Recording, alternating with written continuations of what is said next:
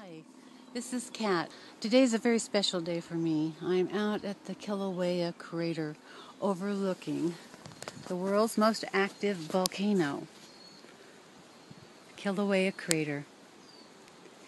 And I came out here today to kind of just do some reflections and just going back to a time when I was first introduced to Madame Pele and Kilauea, and how that came about and what a role that this crater has played in my life. I counted it up. For 35 years we've had a relationship. And it was very interesting how it started, because it started when I was a young bride. And my husband and I had only been married about 6 months. He had just returned from one cruise. Most of our courtship was over military cruises. And so in for a month, gone for a month, in for a month, gone for a month, gone for 8 months, in for 2 months. We were married in between that. And then finally we were going to be our first assignment for when we're a young married couple in the Bay Area. He was stationed in Alameda off of the Enterprise for the commander group. And because I had never kind of gone away from home, he was trying to get assignment in the Bay Area so that I could at least still stay around familiar digs, because he knew whatever he'd be doing, he'd be going out to sea again. So he was assigned and put in for a ship that would be available, that I could stay in the Bay Area. And that ship happened to be an ammunition ship. And they name ammunition ships after volcanoes, or fiery things that blow up. And so he was assigned to the USS Kilauea. And he was executive officer, and what that means is that he was second in command. And so this was a little book from the cruise that he did. So first time I'd ever heard of Pele was when I saw this book, Pele's Pride. And there's a picture of Madame Pele, according to how the U.S. Navy interpreted her. And what was interesting is that my husband, as executive officer, they have what they call the wardroom, which is where all the officers dine. And when he had heard about the Kilauea and that, he had actually written the U.S. Park here and asked for a picture of Madame Pele to be hung in the wardroom. And so that was one of the very first introductions that we had to Kilauea. Now, he was assigned to it, and the very first words he wrote in this book, Madame Pele, the legendary Hawaiian fire goddess whose home is Kilauea crater. See, that's her home. Is named for a volcano. To symbolize its potential power and danger, an ammunition ship is more than machinery in gray steel. It's the result of nearly 400 men's effort to help keep 7th Fleet ships armed and ready for any need anywhere in the Pacific. And so there was the commanding officer, and then there he is. This is a very familiar look. Here he is inspecting troops. Anyway, so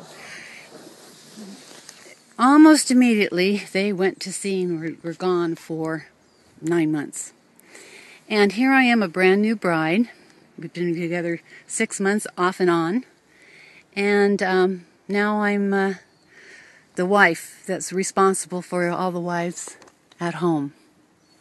And so it was kind of a daunting task for a brand new military wife to be in charge of all the older military wives. So it was a very, very interesting time. And I can remember I had to have several meetings and gather all the wives together.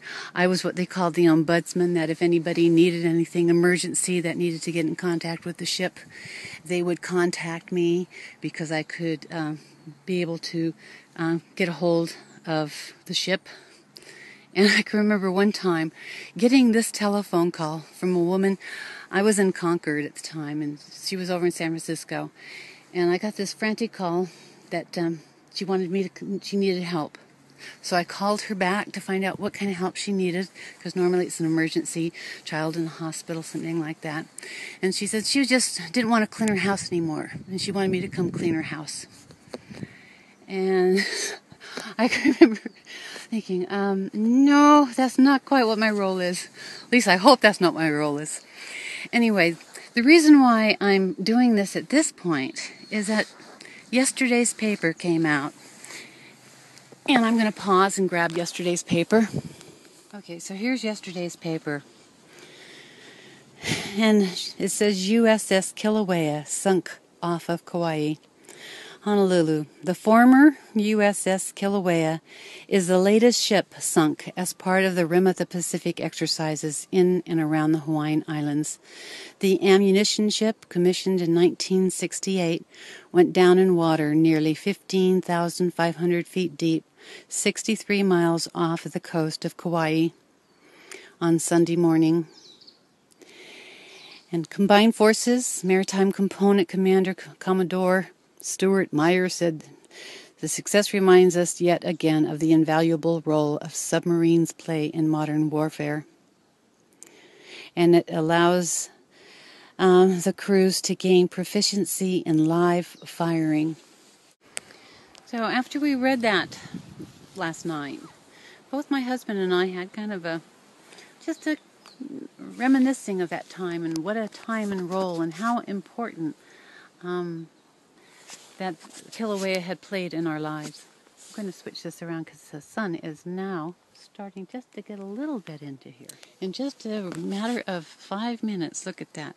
So what we're looking at is Hale Mau, and that is where the actual home of what they consider Madame Pele's home.